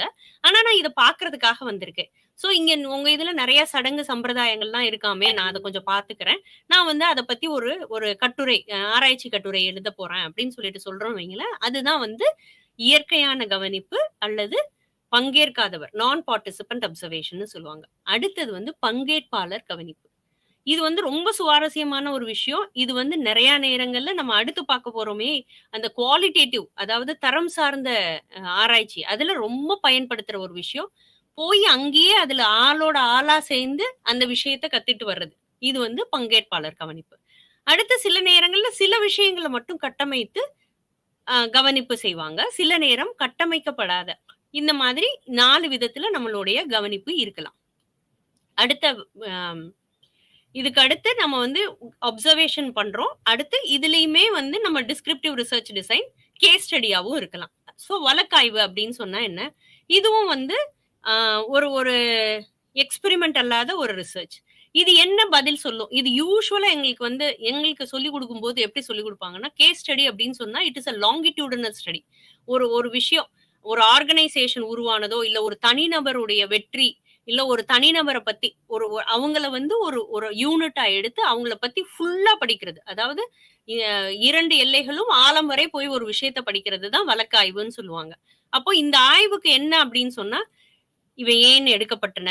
ஏன் எதுக்காக இப்படி செய்யப்பட்டது? எவ்வாறு? இதன் விளைவுகள் என்ன? இப்போ ஒரு ஒரு ஃபார் எக்ஸாம்பிள் காந்திஜிய நம்ம படிக்கணும். சமூகவியல் நோக்குல படிக்கிறேன் அப்படின்னு சொன்னா, அவரோட எல்லா விஷயங்களும் ஏ டூ இசட்டும் நான் படிச்சிருக்கணும். ஆழம் வரையும் படிச்சிருக்கணும். அத நான் பிரசன்ட் பண்ணணும். அப்போ அத வந்து ஒரு கேஸா எடுத்துக்கணும். அதாவது கேஸ் ஸ்டடின்றது ஒரு லாங்கிட்யூடினல் ஸ்டடி. அது வந்து ஒரு கேஸா எடுத்து நம்ம படிக்கிறது. அது ஃபுல்லஸ்ட் எக்ஸ்டென்ட் எவ்ளோ படிக்க முடியுமோ அப்படி படிக்கிறது. யூசுவலா இது வந்து இந்த சமகால நிகழ்வுகள படிக்கிறதுக்கு, ஏன் இப்படி இருக்கு அப்படிங்கிறது சில கேள்விகளுக்கெல்லாம் நம்ம பதில் தேடுறதுக்கு இந்த வழக்காய்வுகள நம்ம செய்யலாம். அடுத்தது காப்பக பகுப்பாய்வு. இது வந்து காப்பகம் அப்படிங்கிறது வந்து இங்க நான் டிரான்ஸ்லேஷன்ல போட்டு ஆனா ஆர்கைவியல் அப்படின்னு சொல்லுவாங்க. நம்ம எல்லாருக்குமே வந்து சப்ஜெக்ட்டுக்கு ஒரு ஆர்கைவ்ஸ் இருக்கும். அந்த ஆர்கைவ்ஸ்ல யூசுவலா என்னென்ன விஷயங்கள் இருக்குன்னா, நெறைய பத்திரிக்கைகள், கடிதங்கள், பெருந்தலைவர்களுக்கு கூடால நடந்த சொற்பொழிவுகள், இல்ல விவாதங்கள், இல்ல பார்லிமென்ட்ல நடந்த ஒரு ஒரு நல்ல சொற்பொழிவோ, இல்ல அசெம்பிளில நடந்த சில விவாதங்களோ, இந்த மாதிரியான விஷயங்கள் எல்லாம் அங்க பிரிசர்வ் பண்ண வச்சிருக்கப்படும். அதையெல்லாம் நம்ம வந்து பயன்படுத்தி நம்மளால அ இந்த ஆராய்ச்சிய அடுத்த கட்டத்துக்கு எடுத்துட்டு முடியும். நிஜமாவே இது ஒரு பெரிய களஞ்சியமா நமக்கு இருக்கும். நமக்கு வந்து இது எல்லாமா சேர்த்து தான் நம்ம ஒரு ரிசர்ச் பண்ண முடியும். நான் நிஜமாவே லைப்ரரீஸ விட ஆர்கைவ்ஸ்ல நமக்கு நெறைய நெறைய ரிசோர்ஸ்ஃபுல்லா நெறைய கிடைக்கும். ஏன்னா, முதல் அதாவது அ முதன்மையான அதாவது பிரைமரி டேட்டா கிடைக்கும். முதல் தகவல், அந்த அசல் மூல தகவல் நமக்கு வாங்கிக்க முடியும். அப்போ அந்த தகவல வச்சு நம்மளால நெறைய நல்ல நல்ல ரிசர்ச் நல்ல ஆ இதுல நெறைய ஏன் இந்த மாதிரி இப்போ 2 லீடர்ஸ்க்கு ஊடால ஒரு லெட்டர் ரிலேஷன்ஷிப் நடந்துட்டு இருந்திருக்குன்னு வச்சுக்கோங்களேன். ஒரு நேஷனல் லீடர்ஸ் 2 பேருக்கும். அந்த லெட்டர்ஸ் எல்லாத்தையும் நம்ம எடுத்து தொகுத்து, அது ஏன் அப்படி இருக்குன்னு ஒரு டிஸ்கோர்ஸ் அனாலிசிஸ் மாதிரி நம்ம பண்றதுக்கு அப்படிங்கிறதுக்கெல்லாம் வந்து இந்த காப்பக பகுப்பாய்வு ரொம்ப பயனுள்ளதா இருக்கும். ஸோ இது வந்து ஆ நெறைய நேரங்கள்ல நெறைய மெத்தட்ஸோட இதையும் சேர்த்து செய்றதுக்கு பயனுள்ளதா இருக்கும். அதாவது இத மட்டும் தனியா பண்றதுன்னா, ஒரு முழு ரிசர்ச் பண்றத விட, இந்த தகவல் வந்து அடிஷனலா, சப்போர்ட்டிவா நெறைய ரிசர்ச்சுக்கு இருக்கும். அடுத்தது ரொம்ப ரொம்ப முக்கியமான ஒரு ஆ ஆராய்ச்சி முறை. ரொம்ப ஆ காமனா யூஸ் பண்ற ஒரு ஆராய்ச்சி முறை. அதுதான் கணக்கெடுப்பு ஆராய்ச்சி. அதாவது சர்வே மெத்தட். யூசுவலா ரிசர்ச்ச நம்ம எப்படி குவாலிட்டேட்டிவ், குவான்டிடேட்டிவ்னு 2 வகைப்படுத்தலாமோ, அதே மாதிரி தகவல் சேகரிப்பு பத்தி வச்சு நம்ம 2 வகைப்படுத்துறது அப்படின்னு சொன்னா, யூசுவலா சென்சஸ் மெத்தட் அண்ட் சர்வே மெத்தட்ன்னு சொல்லுவாங்க. அதாவது சென்சஸ்னா எல்லாருக்குமே தெரியும். ஆ 10 வருஷத்துக்கு ஒருக்க இந்தியாவுல நம்ம வந்து சென்சஸ் சர்வே சென்சஸ் கண்டக்ட் பண்ணுவாங்க. சென்சஸ் அப்படிங்கிறது வந்து ஒரு ஒரு யுனிவர்ஸ்னா நம்ம படிக்க போற இடத்துல இருக்கிற ஒவ்வொரு யூனிட்டையும் விடாம கணக்கில் எடுத்துக்கொள்வது தான் சென்சஸ். ஆனா எல்லா நேரமும் எல்லாராலையும் அவ்வளோ பேரையும் எடுத்துக்கிறதுன்றது வந்து வாய்ப்பு கிடையாது. அப்ப நம்ம என்ன செய்வோம்? கணக்கெடுப்புக்கு போவோம். கணக்கெடுப்புனா மாதிரிகள செலக்ட் பண்ணிக்கிறது. இவங்க அதாவது நம்ம சமூக அறிவியல் ரிசர்ச்ல அடுத்து நம்ம ரொம்ப முக்கியமா பார்க்க வேண்டியது சாம்பிளிங். இந்த இந்த கிளாஸ்ல நம்ம அதெல்லாம் பேச போறதில்ல. ஆனா அது ரொம்ப ரொம்ப முக்கியம். இந்த சாம்பிள் எடுத்து அவங்கட்ட மட்டும் நம்மளுடைய ஆ டேட்டா கலெக்ஷன் அதாவது நம்ம தகவல் சேகாரம் பண்ணி, அத வச்சு நம்ம வந்து ஒரு தகவல புதுமைப்படுத்துறது. நீங்க பார்த்தீங்கன்னா, இன்னைக்கு நம்ம 10 வருஷத்துக்கு ஒருக்க தான் சென்சஸ் நடத்துறோம். ஆனா national sample survey organisation every now and then எல்லா டேட்டாவையும் சாம்பிள்ஸ வச்சு கண்டுபிடிச்சு நமக்கு தகவல் குடுத்துக்கிட்டே இருக்கிறாங்க. அந்த மாதிரி ஒரு கணக்கெடுப்பு ஆராய்ச்சி அப்படின்னு சொல்லிட்டு, ஆ அப்படின்னு கண்டக்ட் பண்றது வந்து ரொம்ப ரொம்ப இம்பார்ட்டன்ட். எல்லா ரிசர்ச்சும் மோஸ்ட்லி அத பேஸ் பண்ணி தான் இருக்கும். சமூகத்துல நெறைய planning and policy survey conduct பண்ணி தான் முடிவுக்கு வர்றாங்க. அதனால சர்வே அப்படிங்கிறது வந்து ரிசர்ச்ல வந்து பிரிக்கவே முடியாத ஒரு முக்கியமான அங்கம். ஸோ ஆ இது இந்த சர்வே வந்து நெறைய விதங்கள்ல இருக்கு. அதுல சில விதங்கள்ல நம்ம பார்க்க போறோம். ரொம்ப லென்த்தியா பார்க்கறதுக்கு நமக்கு நேரம் கிடையாது. ஆனா என்னென்னன்னு பார்ப்போம். அதுல இது வந்து குறுக்குவெட்டு கணக்கெடுப்பு. குறுக்குவெட்டு கணக்கெடுப்புன்னா, கணக்கெடுப்பு அப்படின்றது வந்து ஒரே நேரத்துல, ஆனா வேற வேற இடத்துல ஒரே தகவல சேகாரம் பண்றது குறுக்குவெட்டு கணக்கெடுப்பு. அதாவது ஒரு தகவல மதுரையிலயும் செய்றோம், திருச்சியிலயும் செய்றோம், அந்த பக்கம் நார்த்லயும் செய்றோம், ஒரிசாலயும் செய்றோம், குஜராத்லயும் செய்றோம். அதுதான் குறுக்குவெட்டு. அதாவது கிராஸ் செக்ஷனல் த்ரூ அவுட் அந்த ரீஜன்ல எல்லா இடத்துலயும் செய்றோம். ஆனா ஒரே நேரத்துல செய்றோம். அடுத்தது நீளமான ஆய்வு. அதாவது லாங்கிட்யூடினல் ஸ்டடி. இது எப்படின்னா, இதுவும் சுவாரஸ்யமானது. மதுரையிலேயே மாடர்னைசேஷன பத்தி ஒரு ரிசர்ச் கண்டக்ட் பண்ணியிருக்கிறோம். இல்ல யூசேஜ் ஆஃப் மொபைல் அந்த மாதிரியான விஷயம் பண்ணியிருக்கிறோம்னா, ஒரு ஒரு லாங்கிட்யூடினல் ஒவ்வொரு 2 வருஷமும் அதே ஆ கொஸ்டினரையோ இல்லன்னா அதே வினாப்பட்டியல குடுத்து, அதே மாதிரி ஆய்வு செய்றோம். அதுல நம்ம மாற்றத்த கண்டுபிடிக்கிறோம்.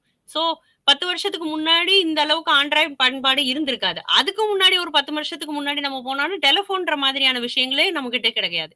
ஸோ அந்த மாதிரி நீளமான ஆய்வு அப்படிங்கிறது வேற வேற காலகட்டத்துல ஒரே தகவல சேகரிக்கிறது. அடுத்து போக்கு ஆய்வு. ட்ரெண்ட் எப்படி இருக்கு அப்படின்னு கண்டுபிடிக்கிறதுக்காக மக்கள்ட்ட போய் பண்றது. இந்த இந்த விஷயத்த நான் இப்போ லான்ச் பண்ணேன்னா, அது வந்து பிரயோஜனமா இருக்குமா? அப்படிங்கிறத தெரிஞ்சுக்கிறதுக்கு ட்ரெண்ட் ஸ்டடி பண்ணுவாங்க. இது யூசுவலா பெரிய பெரிய கம்பெனிஸ் வந்து அவங்க புதுசா ஒரு விஷயத்த லான்ச் பண்றதுக்கு முன்னாடி அவங்க வந்து படிக்கிறது வந்து ட்ரெண்ட் சர்வே ஸ்டடி அந்த மாதிரியான விஷயம் இருக்குது. அடுத்தது ஒருங்கிணைது கொஹார்ட் ஸ்டடின்னு சொல்லுவாங்க. ஒரு குறிப்பிட்ட மக்கள் தொகை குறித்து இந்த இந்த ஏஜ் குரூப் பீப்புள்லாம் இத பத்தி என்ன ஃபீல் பண்றாங்க? அடாலசன்ட்டோட ஃபீல் என்ன? ஓல்ட் ஏஜோட ஃபீல் என்ன? அந்த மாதிரி பண்றது கொஹார்ட் ஸ்டடி. ஒரு பர்ட்டிகுலர் கம்யூனிட்டி இல்லன்னா ஒரு ஒரு கேரக்டரிஸ்டிக்ஸ் உள்ள ஒரு குழுவ மட்டும் படிக்கிறது கொஹார்ட் ஸ்டடின்னு சொல்லுவாங்க. அதுக்கு அடுத்தது குழு ஆய்வு, பேனல் ஸ்டடி. ஸோ ஒரு ஒரு ஒரு தனிநபர் வந்து வெவ்வேறு காலகட்டத்துல ஒரு ஒரு பேனல் இது இது வந்து கொஞ்சம் அறிவு சார்ந்த மக்கள் வந்து ஒரு விஷயத்த வேற வேற காலகட்டத்துல எப்படி பார்த்திருக்கிறாங்க அப்படிங்கிற மாதிரியான ஸ்டடி வந்து பேனல் ஸ்டடி. ஸோ இந்த மாதிரி நமக்கு இவ்வளோ வகைகள் இருக்கு. இவ்ளோ முறையில நம்ம செய்யலாம். தலைப்பு எடுத்துட்டோம். அதுக்கான விளக்கங்கள் குடுத்தாச்சு. கருத்துக்கள் பார்த்தாச்சு. செயல்பாட்டு வரையறைகள் பார்த்தாச்சு. பிழைகள் இருக்கான்னு பார்த்தாச்சு. என்னென்ன முறைகள் இருக்குன்னு பார்த்துட்டோம். அதுல நம்ம வந்து இப்போ நம்ம எதுக்குள்ள போய்க்கிட்டு இருக்கிறோம்? ஆ எதுல போய்க்கிட்டு இருந்தோம் அப்படின்னு சொன்னா, டிஸ்கிரிப்டிவ் ரிசர்ச் டிசைன்க்குள்ள இருக்கிறோம். இப்போ இந்த டிஸ்கிரிப்டிவ் ரிசர்ச் டிசைன்க்குள்ள கணக்கெடுப்பு ஆராய்ச்சியில நம்ம தகவல் எப்படியெல்லாம் சேகரிக்கலாம்? சேகரிக்கிறதுக்கு என்னென்ன முறைகள் இருக்கு? அப்படிங்கிறத பார்க்குறோம். அதுல வந்து நம்ம தகவல் சேகரிப்புன்னு வரப்போ, நம்ம அத கருவின்னு சொல்லுவோம்.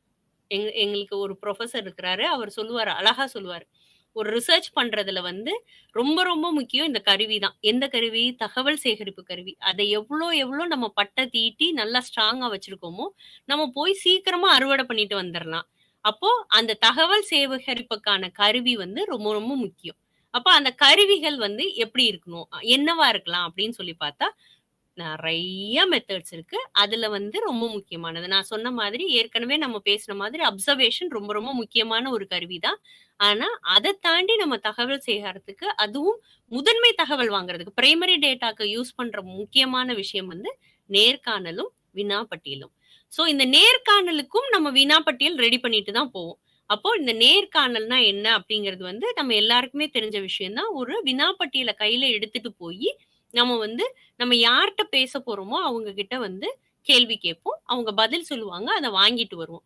இதே இது வினாப்பட்டியல்னா, அந்த கேள்வி தாள வந்து கொண்டு போய் நம்ம அப்படியே குடுத்துட்டு, "எப்பா நீங்க இத ஃபில் பண்ணி வச்சுருங்க. நாங்க 2 நாள் கழிச்சு வந்து வாங்கிக்கிறோம்." அப்படின்னு சொல்றோம்னா, அதுதான் வினாப்பட்டியல்.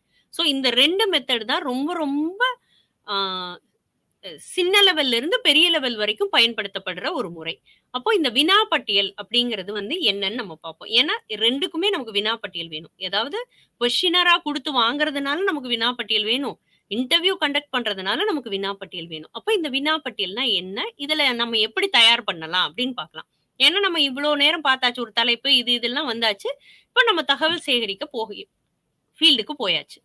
சோ இது வந்து இதுல நமக்கு ஃபுல்லா கேள்விகள் இருக்கும். நம்மகிட்ட கொத்து கொத்தா நம்ம கேள்விகள் வச்சிருக்கணும். இதுல ரொம்ப ரொம்ப முக்கியம், நம்ம என்ன தலைப்பு எடுத்திருக்கிறோமோ, இந்த தலைப்புக்கு என்னென்ன நோக்கங்கள், அப்ஜெக்டிவ்ஸ் போட்டிருக்கிறோமோ, அதுக்கு ஏத்த மாதிரி நம்ம வந்து வினாக்கள தயார் பண்ணணும்.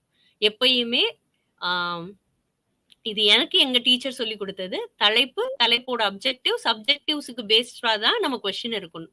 எப்பயுமே கொஸ்டினர் வந்து வெளியில போயிறவே கூடாது. இந்த இடத்துல டூல் ரெடி பண்ணதுல ஏன் முக்கியம் அப்படின்னு சொன்னா, ரொம்ப லாடம் கட்டின குதிரை மாதிரி அப்ஜெக்டிவ்க்குள்ள தான் இருக்கணும்.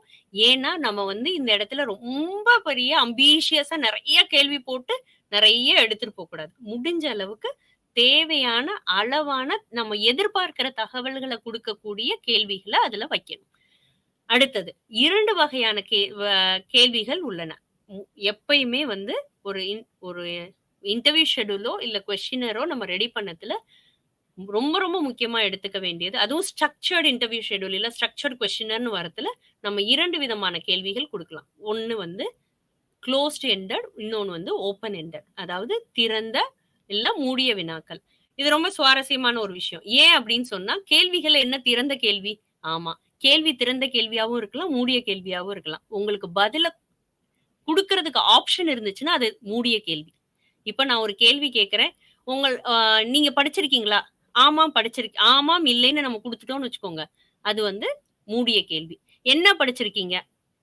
நானா ஆன்ஸர் சொன்னேன்னா, அது திறந்த கேள்வி. அதே இதுல நான் ஆப்ஷன் குடுத்துர்றேன். பிரைமரி எஜுகேஷன், செகண்டரி எஜுகேஷன் அதாவது பள்ளி கல்வி, உயர்கல்வி உயர்கல்வி இல்ல, பள்ளி கல்வி, கல்லூரி வரை படித்துள்ளேன். உயர்கல்வி முடிச்சிருக்கிறேன், தொழில்நுட்ப கல்வி முடிச்சிருக்கேன் அப்படின்னு சொல்லிட்டு நம்ம ஆப்ஷன் குடுத்துட்டோம்னு வச்சுக்கோங்க. திரும்ப அது மூடிய கேள்வி. அப்ப கேள்வியில 2 வகையா இருக்கலாம். திறந்த கேள்வி அப்படின்னு சொல்றது வந்து பதிலளிப்பவருக்கு ஆப்ஷன் குடுக்குறது. இத பத்தி நீ என்ன நெனைக்கிற? அப்படின்னு சொல்லிட்டு அத அவங்கள்ட்டயே விட்டுட்டோம்னா, அதுதான் திறந்த கேள்வி. அதே இது மூடப்பட்ட கேள்வினா, எல்லாத்துக்கும் நம்ம ஆப்ஷன் குடுத்துருவோம். எல்லாமே இதுதான் வரலாம். இதுல நீ ஏதாவது ஒண்ண தேர்ந்தெடுத்துக்கோ அப்படின்னு சொல்லி சொன்னோம்னா, அதுதான் மூடப்பட்ட கேள்வி. சோ, யூசுவலா இதுதான் அதுல இருக்கிற அட்வான்டேஜஸ் அண்ட் டிஸ்அட்வான்டேஜ். எப்பயுமே வந்து குளோஸ்ட் எண்டட் கொஸ்டின் அதாவது மூடப்பட்ட கேள்வியில நேரடியா கேள்வி கேட்கலாம். உடனடியா நமக்கு பதில் வரும். இதெல்லாம் அட்வான்டேஜ். டிஸ்அட்வான்டேஜ்ல என்ன இருக்கும் அப்படின்னு சொன்னா, நம்ம வந்து அவங்களுக்கு ஆப்ஷனே குடுக்கல. நெறைய நேரங்கள்ல நம்ம என்ன நெனச்சிருக்கோம், அந்த ஒரு ரிசர்ச்சரா நம்ம என்ன ஃபீல் பண்ணியிருக்கிறோமோ, அத தான் நம்ம பதில்கள்ல வச்சிருப்போம். அதுல அவங்க ஒண்ணு டிக் அடிச்சா போதும். இதே இது ஓப்பன் எண்டட் கொஸ்டின்ல இருக்கிற அட்வான்டேஜ், அவங்களுடைய மனநிலைய நம்ம முழுசா புரிஞ்சுக்க முடியும். நெறைய நெறைய பதில்கள் வர்றதுக்கு வாய்ப்பு இருக்கு. டிஸ்அட்வான்டேஜ் ரொம்ப பெரிய விஷயம் வந்து நான்லாம் நெறைய நேரங்கள்ல அனுபவிச்சிருக்கிறது. நம்ம ஒரு கேள்வி கேட்டிருப்போம். ஓப்பன் எண்டட் கொஸ்டினா இருக்கும். அவங்க ஒரு கதை சொல்ல ஆரம்பிச்சு நம்மள எங்கேயோ கொண்டு போயிருவாங்க. நம்ம நம்ம ஆ நம்மளுடைய அப்ஜெக்டிவ விட்டு வெளிய போயிரும். நம்ம கேள்விய விட்டியா வெளிய போயிரும். நெறைய நேரங்கள்ல வேஸ்ட் ஆயிடும். அப்போ 2லயுமே நல்ல விஷயமும் இருக்கு. ஒரு ஒரு சில சின்ன சின்ன டிஸ்அட்வான்டேஜஸும் இருக்கு. ஸோ அத பேஸ் பண்ணி நம்ம வந்து கேள்விகள ஃப்ரேம் பண்றதுல ரொம்ப தெளிவா இருக்கணும். சரி. இப்போ நம்ம வந்து இந்த இந்த வினாப்பட்டியலை எப்படி உருவாக்கலாம்? வந்தாச்சு. இந்த இடம் வரைக்கும் வந்தாச்சு. நம்ம டேட்டா கலெக்ஷனுக்கு போக போறோம். இது நம்ம வந்து முடிவு பண்ணியாச்சு. நம்ம வினாப்பட்டியல் தான் கொண்டு போறோம்ன்னு. எப்படி பண்ணலாம்? ஸோ ரொம்ப என்னென்ன விஷயங்கள் இருக்கிறோன்றது, அந்த ஐட்டம்ஸ் என்னென்னலாம் பயன்படுத்துறோன்றதுல ரொம்ப தெளிவா இருக்கணும். ரொம்ப கருத்துக்கள கரெக்ட்டா, தெளிவா, கிளியரா குடுக்கணும். ப்ரிசைஸா குடுக்கணும். ஏன் இது ரொம்ப முக்கியம் அப்படின்னு சொன்னா, நான் ஏற்கனவே சொன்ன மாரி தான். நான் வந்து ஒரு கேள்வி கேட்கிறேன். அந்த கேள்வி வந்து எனக்கு ஒரு மாதிரி புரியுது, அவங்களுக்கு ஒரு மாதிரி புரியுதுன்னா, அந்த கேள்வி சரியான கேள்வியே கிடையாது. அப்போ நான் என்ன நெனச்சு கேட்கிறேனோ, அதே மாதிரியான பார்வை தான் அத வாசிக்கிறவங்களுக்கோ, இல்ல அத கேட்கிறவங்களுக்கும் வருதுன்னா தான் அந்த கேள்வி சரியான கேள்வி. அப்போ வினாக்கள தேர்ந்தெடுக்கும்போது, ரொம்ப தெளிவாகவும், துல்லியமாகவும் நம்ம வந்து ஃப்ரேம் பண்ணணும். அடுத்து இரட்டை குழல் கேள்விகள் பயன்படுத்தக்கூடாது. இது ரொம்பவே வந்து ஆ ட்ரிக்கியான விஷயம். நம்ம நெனச்சுப்போம் 2 விஷயத்த ஒரே கேள்வியில கேட்டுறலாம். நீங்க வந்து படிச்சிருக்கீங்களா? படிச்சதுனால வேலைக்கு போறீங்களா? அப்படின்னு 2 கேள்விய நான் வந்து ஒரே இடத்துல கேட்கறது சரி வராது. ஒரு கேள்வி தான் ஒரு இடத்துல கேட்கணும். அதனால 2 குழல் கேள்விகள் கேட்கவே கூடாது. போட்டு 2 கேள்விய ஒரே இடத்துல சேர்க்கிறது சரியாவே வராது. அதுக்கப்புறம் நான் கேள்வி கேட்க போறேன்ல, அவங்களுக்கு ஏத்த மாதிரி நான் கேள்வி கேட்கணும். அதேபோல இப்போ நான் வந்து ஒரு டேட்டா கலெக்ஷன் போறேன் அப்படின்னு சொன்னா, அவங்க எனக்கு பதில் அளிக்கிறவங்களுக்கு வந்து இந்த பதில்கள குடுக்குற திறன் இருக்கான்னு தெரிஞ்சுட்டு நான் கேட்கணும். நான் வந்து அவங்கள வந்து சரியா இல்லாம, அவங்களுக்கு இத பத்தின தகவல் தெரியாதுன்னா, அவங்கள கூப்பிட்டு வச்சு நான் கேள்வி கேட்டுட்டு இருந்தேன்னா, அதுவும் சரி வராது. ஒரு வினாப்பட்டியல். அப்ப அந்த வினாப்பட்டியல்ல நான் என்னுடைய ரெஸ்பாண்டன்ட்க்கு உணரும் தரத்துல நான் என்னுடைய கேள்விகள பதிவு பண்ணணும். அதே மாதிரி நான் கேட்கிற கேள்வி இப்போ நான் வந்து ஸ்கூல் ஸ்டூடண்ட்ஸ்ட்ட ஒரு ரிசர்ச் பண்றேன். அந்த ஸ்கூல் ஸ்டூடண்ட்ட வந்து யுனிவர்சிட்டி லெவல்ல ஒரு ஒரு தகவல நான் வந்து அந்த கேள்வியில கேட்டேன்னா, அது வந்து எனக்கு பதில் கிடைக்க போறது கிடையாது. அப்போ நான் என்னுடைய ரெஸ்பாண்டன்ட்க்கு எவ்வளோ தெரியுமோ, என்னுடைய ரிசர்ச்‌க்கு என்ன தேவையோ, அதுக்கான கேள்விய நான் ஃப்ரேம் பண்ணணும். அப்ப நான் வந்து அத ரொம்ப கரெக்ட்டா ஆ அந்த அந்த ஃப்ரேம் எது? என்னோட ரெஸ்பாண்டன்ட்டோட எல்லை என்னது? என் தலைப்போட எல்லை என்னது? என்னுடைய கருத்தாக்கத்தோட எல்லை என்னதுன்றத தெளிவா இருக்கணும். அதுக்கப்புறம் கேள்விகள் டைரக்ட்டாவும் இருக்கணும் நெறைய நேரங்கள்ல. கேள்விகள் நெறைய நேரங்கள்ல ஆம் அப்படியே அடுத்தடுத்த கேள்வி வந்து அப்படியே தொடர்புடையதா, ஒரு மாதிரி லாஜிக்கலா பிரசன்ட் பண்ணிட்டு இருக்கணும். அதாவது கேள்வி கேட்கிறோம்னு வளவளன்னு இருக்கிற மாதிரி இருக்கக்கூடாது. ரொம்ப அழகா கோர்க்கப்பட்ட ஆ பூங்கொத்து மாதிரி அப்படியே அழகா ஒண்ணோட ஒண்ணு தொடர்புடையதா அப்படியே வந்து அப்படியே அழகா முடிக்கிற மாதிரி இருக்கணும். அதுக்கப்புறம் ரொம்ப ரொம்ப ஒரு ஒரு ஒரு பயஸே இருக்கக்கூடாது. நான் கேள்வி கேட்க போறேன். நான் ஒரு பெண்ணிய சிந்தனையோட போய் ஒரு கேள்வி கேட்கிறேன். அதனால எல்லாரையும் வந்து ஒரு பார்வை வந்து எல்லாரும் பெண்களுக்கு எதிரானவங்க, இவங்கலாம் ஆண் ஆதரவாளர்கள் அப்படின்ற மாதிரியான ஒரு கேள்வி இருக்கவே கூடாது. ரொம்ப ரொம்ப முக்கியம். இது வந்து ரிசர்ச்சர் வந்து பயஸ் இல்லாம வேல்யூ ஃப்ரீயா இருக்கணும். அது ரொம்ப ரொம்ப முக்கியம். நீங்க இது வந்து முன்னாடி பார்த்திருப்பீங்கன்னு நெனைக்கிறேன். இந்த ஃபர்ஸ்ட் 4 யூனிட்ஸ்ல. ரொம்ப ரொம்ப வேல்யூ ஃப்ரீயா இருக்கணும். அதுதான் வந்து ஒரு ஒரு பக்கா ரிசர்ச்சரோட ஒரு தேவை. ஏன் அப்படின்னு சொன்னா, வி ஷுடன்ட் பி பயாஸ். எந்த இடத்துலயும் ஒரு பாரபட்சம் எடுக்கக்கூடாது. எந்த பக்கமும் ஒரு சாய்வு இருக்கக்கூடாது.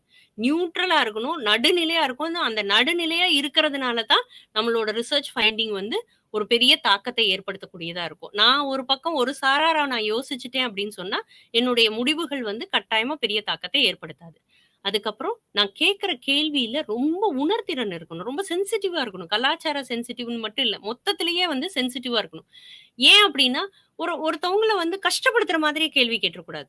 இப்போ ஆம் குழந்தை வளர்ப்பு பத்தி கேட்கிறேன்னு வச்சுக்கோங்களேன். நம்ம நம்ம பேசின மாரி தான். குழந்தை வளர்ப்பு பத்தி நான் கேட்கிறப்போ, குழந்தை இல்லாத ஒருத்தவங்கட்ட போய் நான் வந்து ஒரு மாதிரி கேட்டுட்டேன்னு வச்சுக்கோங்களேன், அது அவங்கள ரொம்ப சிரமப்படுத்தக்கூடியது. அப்போ நான் ரொம்ப தெளிவா இருக்கணும்.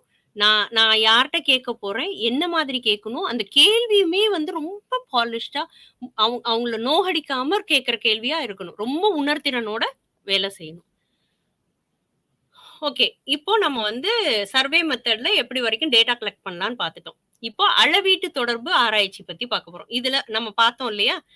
டிஸ்கிரிப்டிவ் ரிசர்ச் டிசைன் அதுக்கு அடுத்து இருக்கிறது தான் அளவீட்டு தொடர்பு ஆராய்ச்சி முறை. அப்போ இது இது என்ன அப்படின்னு சொன்னா, இது வந்து ரிலேஷன்ஷிப் இருக்குதா இல்லையான்றத பார்க்கிறது. இப்ப நம்ம டிஸ்கிரிப்டிவ் ரிசர்ச் டிசைன் என்ன செய்யணும், இருக்கிறத வாட் இட் இஸ் அப்படின்னு சொல்லும். இந்த அளவீட்டு ஆராய்ச்சி தொடர்பு ஆராய்ச்சி வந்து 2 வேரியபிள தொடர்பு படுத்துறதுக்கு. இப்போ இப்போ என்னோட ரிசர்ச் வந்து என்ன அப்படின்னு சொன்னா, இட் இஸ் இவங்க சுய உதவி குழுக்கள். இப்ப சுய உதவி குழுக்கள் பெண்களை முன்னேற்றியதா? இது வந்து 2க்கும் தொடர்பு இருக்கான்னு நான் ஏற்படுத்துதா இல்லையான்னு பார்க்கிறோம் இல்லையா? அதுதான் வந்து இந்த தொடர்பு இருக்கு இல்லன்றத சொல்றது தான் வந்து இந்த அளவீட்டு தொடர்பு ஆராய்ச்சி முறை. சோ இதுல என்ன அப்படின்னா, அப்படியே இருக்கிற விஷயங்கள்ல இதுக்கும் தொடர்பு இருக்கா இல்லையான்னு சொல்றதுதான். இதுலயும் நம்ம வந்து கண்ட்ரோல் குரூப்போ எக்ஸ்பெரிமெண்ட் மாதிரி பண்ணல. இருக்கிற விஷயத்த வச்சு 2க்கு இருக்கிற தொடர்ப இருக்கு, இல்ல அப்படின்னு சொல்லிட்டு கணக்கீடு பண்றது தான் வந்து இந்த கிராஸ் செக்ஷனல் கோரிலேஷனல் ஸ்டடி அப்படின்னு சொல்லிட்டு சொல்றது. இதுக்கு அடுத்தது வந்து காரண ஒப்பீட்டு ஆராய்ச்சி. இதுவும் காஷல் ரிலேஷன்ஷிப் தான். அதாவது இந்த விஷயம் செஞ்சா இது நடந்திருக்குப்பா. இந்த மாதிரி மக்கள் யோசிச்சாங்கன்னா, இது மாதிரியான ஒரு வெளிப்பாடு இருக்கு. இதுதான் நான் வந்து இந்த இதுல இருந்து சொல்றேன். ஆனா, இதுல என்ன இத மட்டும் பண்ணாம, காரணத்த மட்டும் பண்ணாம, இந்த குழுவையும், அடுத்த குழுவையும் ஒப்பிட்டு பார்க்கிறது தான் வந்து காரண ஒப்பீட்டு ஆராய்ச்சி. அதாவது யூசுவலா கம்பேரிட்டிவ் ஸ்டடீஸ் பண்ணுவாங்க. இப்போ ஃபார் எக்ஸாம்பிள் 2 ஸ்கூல் எடுத்துக்கலாம். 2 ஸ்கூலும் இவங்களும் எப்படி பார்க்குறாங்க அப்படின்னு சொல்லிட்டு. இல்ல அப்படின்னு சொன்னா, இந்த யுனிவர்சிட்டியில இருக்கிற ரிசல்ட்டும், இந்த யுனிவர்சிட்டியில இருக்கிற ரிசல்ட்டும் அப்படின்னு இந்த காரணமும் ஒப்பிட்டு பார்க்கிறது. ஒப்பிட்டு பார்க்குற ரிசர்ச்சர்ஸ் வந்து ரொம்ப ரொம்ப சக்சஸ்ஃபுல்லா இருக்கும். ரொம்ப நிறைய ரிசல்ட்டும் நல்ல ரிசல்ட்டும் தரும். அது போக இந்த ஒப்பீட்டு ஆராய்ச்சி முறைய வந்து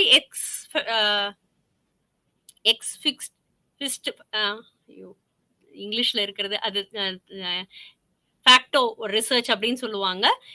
இதுல வந்து காரணத்தை அடிப்படையாக கொண்டு அதுல இருக்கிற விஷயங்களை கம்பேர் பண்ணுவாங்க. இந்த 2 போட்டியிடும் குழுக்களுக்கு இடையேயான காரண உறவை ஒப்பிடுவதற்கு இது யூசுவலா நிறைய நேரங்கள்ல முன்னாடி பண்ணின ரிசர்ச்சர்ஸ்ல எல்லாம் இந்த ஊரு அந்த ஊரு அந்த மாதிரி நிறைய காரண உறவை ஒப்பிடுறது வந்து இந்த ரிசர்ச்ல நிறையவே நடக்குது. இப்போ நம்ம வந்து 2வது பகுதிக்கு வந்துட்டோம். இப்போ நம்ம பார்த்தது எல்லாமே நான் எக்ஸ்பெரிமெண்டல் பரிசோதனை அல்லாத ஆராய்ச்சி முறை. இப்போ நம்ம பார்க்கிறது வந்து பரிசோதனை ஆராய்ச்சி முறை. இப்போ இதுல வந்து ரொம்பவே வந்து ஏற்றுக்கொள்ளப்பட்ட ஒரு விஷயம் அப்படின்னு சொன்னா வந்து இது முழுக்க அறிவியல் அணுகுமுறையோட நடத்தப்படும். இது வந்து நீங்க வந்து நிறைய நேரங்கள்ல வந்து சைக்காலஜி மாதிரியான சோசியல் சயின்சஸ்ல கண்டக்ட் பண்ணுவாங்க. அது போக இல்லாம நிறைய இண்டஸ்ட்ரியல் சோசியாலஜி ரிசர்ச்சர்ஸ் எல்லாம் நிறைய இதுல பண்ணியிருக்காங்க. என்ன பண்ணுவாங்க அப்படின்னு சொன்னா, இந்த ஆராய்ச்சியில வந்து ஒரு ஆராய்ச்சி இதையே வந்து ஒரு லேப் மாதிரி ஆக்கிடுவாங்க. ஒரு குழுவை வந்து கட்டுப்பாட்டு குழுவா வச்சிருவாங்க. இன்னொரு குழுவை வந்து பரிசோதனை குழுவா வச்சிருவாங்க. இப்போ என்ன செய்வாங்க அப்படின்னு சொன்னா, ஒரு கட்டுப்பாட்டு குழுக்கு வந்து எதுவுமே கொடுக்க மாட்டாங்க. அந்த குழுக்கும் நீங்க இருக்கீங்கப்பா, உங்கள்ட்ட தான் நாங்க ஸ்டடி பண்றோம்னு சொல்லிடுவாங்க. இந்த ஆராய்ச்சி குழுக்கு மட்டும் ஒரு தகவலை கொடுப்பாங்க. இல்ல அவங்களுக்கு வந்து ஒரு ட்ரைனிங் கொடுப்பாங்க. இப்போ இண்டஸ்ட்ரியல் ரிசர்ச்ல எல்லாம் என்ன செய்வாங்கன்னா, அவங்களுக்கு ஒரு ட்ரைனிங் கொடுப்பாங்க. அந்த ட்ரைனிங் மூலமா அவங்களுக்கு வந்து கொஞ்சம் ஸ்கில் எல்லாம் டெவலப் பண்ணி கொடுப்பாங்க. அதுக்கப்புறம் திரும்ப வந்து அவங்கள வந்து அந்த கேள்வி பதில் கேட்பாங்க. அந்த ஃபீட்பேக் மாதிரி. அப்போ அந்த கட்டுப்பாட்டு குழுக்கும் இந்த பரிசோதனை குழுக்கும் வந்து டிஃபரன்ஸ் இருக்கிறது தான் வந்து இந்த மாற்றத்துக்கு காரணம். இதுக்கும் தொடர்பு இருக்கு அப்படின்னு சொல்லிட்டு இந்த மாறிகள் இருக்கு இல்லையா? இப்போ இப்போ ஒரு ஆராய்ச்சி நடத்துறாங்க. அந்த ஆராய்ச்சியில வந்து கட்டுப்பாட்டு குழுக்கு ஒண்ணும் கொடுக்கல. இவங்களுக்கு ஒரு ட்ரைனிங் கொடுத்திருக்காங்க. அப்ப இந்த ட்ரைனிங்னால இவங்க வந்து இவங்களுடைய செயல்பாட்டு திறன் கூடி இருக்கு அப்படின்னு சொன்னாங்கன்னா, அந்த செயல்பாட்டு திறன் கூடுனதை வச்சு அவங்க என்ன சொல்லுவாங்க அப்படின்னு சொன்னா, இந்த செயல்பாட்டு திறனுக்கு ஒரு இம்பாக்ட் கொடுக்க முடியுது அப்படின்னு சொல்லிட்டு. சோ இது வந்து நெறைய நேரங்கள்ல மென்மையான சமூக அறிவியல்ல மட்டும் தான் நெறைய படுத்துறதில்லை. ஏன் அப்படின்னு சொன்னா, பரிசோதனை நடத்துறது கொஞ்சம் கஷ்டம். ஏன்னா ஒரு கட்டுப்பாட்டு குழு நம்ம வச்சிருக்கணும். ஒரு பரிசோதனை குழு வச்சிருக்கணும். இதுக்கு நம்ம நேரம் நெறைய செலவழிக்கணும். நெறைய செலவழிக்கிறதோட இல்லாம, இதுல நெறைய டெக்னிக்ஸ் இருக்குது. இதுல வந்து இந்த அ பகுப்பாய்வு செய்றதுமே வந்து நமக்கு நெறைய இருக்கிறதுனால, இது நெறையாவே செய்றதில்ல. இதுல வந்து நம்ம வந்து சில வகைகள் இருக்கு. அத மட்டும் நம்ம பார்த்துருவோம். பார்த்துட்டு இன்னைக்கு வகுப்பு இதோட முடிச்சுக்குவோம். குவாலிட்டேட்டிவ் ரிசர்ச்ச அடுத்த வகுப்புல பார்க்கலாம். அப்ப இதுல வந்து ஒற்றை பொருள் சோதனை ஆராய்ச்சி வடிவமைப்புன்னு ஒண்ணு இருக்கு. அதாவது ஒரு ஒரு அ ஆஸ்பெக்ட்ட மட்டும் எடுத்துட்டு அந்த ஆராய்ச்சிய நம்ம வந்து எடுத்து அதனுடைய சோதனைய கண்டக்ட் பண்ணி அதனுடைய விளைவுகள மட்டும் பார்க்கிறது.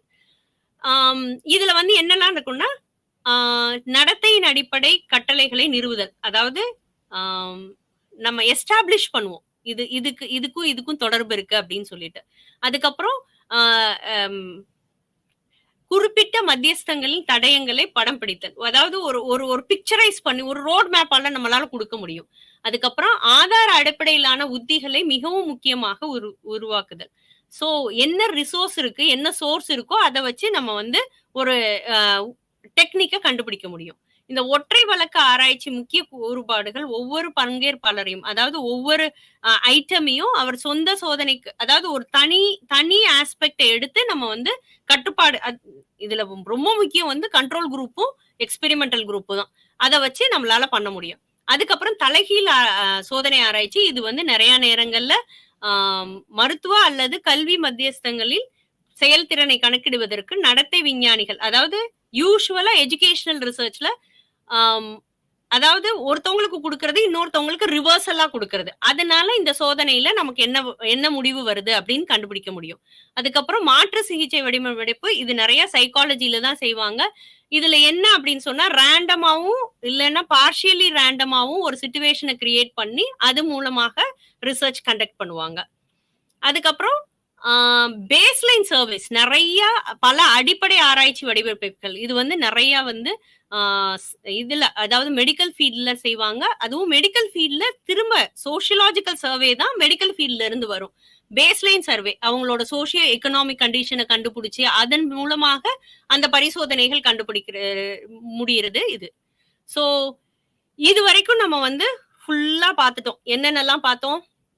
என்னென்னலாம் குவான்டிடேட்டிவ் அதாவது அளவீட்டு ஆராய்ச்சி முறையில என்னென்ன விஷயங்கள்லாம் இருக்குன்றத நம்ம ஃபுல்லா பார்த்துட்டு வந்தோம். ஒரு ஆராய்ச்சி என்னெல்லாம் வந்து கண்டக்ட் பண்ணலாம், எப்படிலாம் பண்ணலாம், அதுல என்ன முக்கியத்துவம் இருக்குது, அதுல வந்து பரிசோதனை முறை என்னது, பரிசோதனை அற்ற முறைகள் என்ன, பரிசோதனை அற்ற முறைகள் ஏன் வந்து சமூகவியல்ல நெறைய பயன்படுத்தப்படுறது, ஏன் பரிசோதனை செய்ய முடியுது, செய்ய முடியல அப்படிங்கிற விஷயம் அப்படிங்கிறதெல்லாம் நம்ம இப்ப பார்த்துட்டு வந்தோம். இப்போ இந்த இந்த இதுல இருந்து நம்ம அடுத்து பார்க்க போகிறது வந்து தரம்சார் ஆராய்ச்சி. தரம்சார் ஆராய்ச்சி அப்படிங்கிற விஷயத்த நம்ம இன்னைக்கு பார்க்கலாமா அப்படின்னா நேரம் ரொம்ப கம்மியா இருக்கு. நம்ம வந்து அடுத்த பகுதியில நம்ம அத பார்ப்போம். ஆனா ஒரு சோசியல் சயின்சஸ் ரிசர்ச்ல எடுத்துக்கிட்டோம் அப்படின்னு சொன்னா, சோசியாலஜி ரிசர்ச்லயோ, சமூகவியல்லயோ இல்ல சமூக அறிவியல் ஆராய்ச்சிகள்ல நம்ம முக்கியமா செய்யறது இந்த குவான்டிடேட்டிவ் ரிசர்ச் தான். குவாலிட்டேட்டிவ் ரிசர்ச்ச விட ஏன் குவான்டிடேட்டிவ் ரிசர்ச்னா, நெறைய நேரங்கள்ல உங்களால அத வந்து அளவாக குடுக்க முடியுது. எண்கள்ல வெளிப்படையா குடுக்க முடியுது. ஒரு சர்வே கண்டக்ட் பண்ண முடியுது. அத ஒரு ஒரு ஒரு மாறிகள் 2க்கு ஊடால இருக்கிற தொடர்புகள நம்மளால ஏற்படுத்தி குடுக்க முடியுது. இந்த தொடர்புகள வந்து ஒரு விளக்கம் குடுக்க முடியுது. இந்த விளக்கத்தின் மூலமா ஒரு பிளான், பாலிசி ஆ பிளான், பாலிசி ஒரு ஒரு ஒரு முடிவு. நெறைய நேரங்கள்ல நெறைய இந்த கோட்பாடுகளுமே வந்து இந்த மாதிரியான டேட்டாவ வச்சுதான். ரொம்ப குறிப்பிட்டு சொல்லணும்னா, டர்கைம் மாதிரியான ஒரு பெரிய சமூகவியலார் வந்து அவரோட தியரியே அவரோட சூயிசைட் தியரி அதாவது தற்கொலை கோட்பாடே எதுல இருந்து குடுத்தாருன்னா, இந்த குவான்டிடேட்டிவ் டேட்டால இருந்து தான் குடுத்தாரு. அவர் எதுல இருந்துலாம் டேட்டா எடுக்குறாருன்னா, இந்த சர்வேல இருந்து எடுக்குறாரு, மருத்துவமனைகள்ல இருந்து எடுக்குறாரு, வைட்டல் ஸ்டாட்டிஸ்டிக்ஸ்ல இருந்து எடுக்குறாரு. அதெல்லாம் டேபுலேட் பண்ணி தான் அவருடைய தற்கொலை கோட்பாடே குடுக்குறாரு. அப்போ ஒரு கோட்பாடு குடுக்குற அளவுக்கு ஒரு நம்மளுடைய இந்த அளவீட்டு ஆராய்ச்சி முறை மூலமாக பண்ற எந்த ஆராய்ச்சியும் ஒரு ஒரு முழுமையான ஒரு தகவல குடுக்க முடியும். முழுமையாக ஒரு கோட்பாடு குடுக்க முடியும். 2 மாறிகளுக்கு உடல இருக்கிற தொடர்புகளை அழகா எடுத்துக் கொடுக்க முடியும். ஸோ, இன்னைக்கு நம்ம இந்த விஷயங்கள் எல்லாம் பார்த்து முடிச்சிருக்கிறோம். வரும் வாரங்கள்ல நம்ம வேற வேற விஷயங்கள அழகா பார்ப்போம். நன்றி.